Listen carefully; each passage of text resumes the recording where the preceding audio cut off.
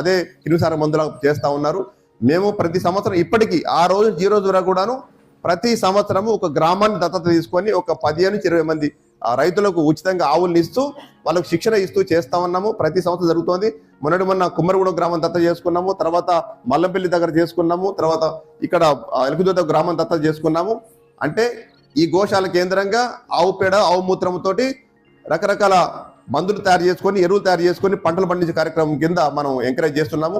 అంతేకాకుండా కోతకు పోయే ఆవుల్ని పట్టుకొని పోలీసులు కేసులు పెట్టినప్పుడు మన గోశాలకు వస్తాయి, మన ద్వారా బృందావన గోశాలకు వెళ్తాయి, వేరే గోశాలకు వెళ్తాయి. ఆ విధంగా ఆవులను రక్షించిన తర్వాత ఆ ఆవుల్ని మంచి ఆరోగ్యంగా అయిన తర్వాత మళ్ళీ రైతులకు ఇచ్చి వాళ్ళ అగ్రిమెంట్ రాయించుకొని చేస్తా ఉన్నాం. ఇది కార్యక్రమం నడుస్తూ ఉంది. సో ఇలాంటి కార్యక్రమాలు చేస్తా ఉన్నాము. సో ముఖ్యంగా ఏంటంటే ఈ గో ఆధారిత ఉత్పత్తులు, గో ఆధారిత వ్యవసాయంతో పాటుగా మన ఆరోగ్యానికి కూడాను గోమూత్రం ఎలా ఉపయోగపడుతుంది రీసెర్చ్ జరుగుతూ ఉంది. అందులో భాగంగానే ఈరోజు క్యాన్సర్లో మెయిన్ మెడిసిన్ ఏమంటే మీ గోమూత్రం.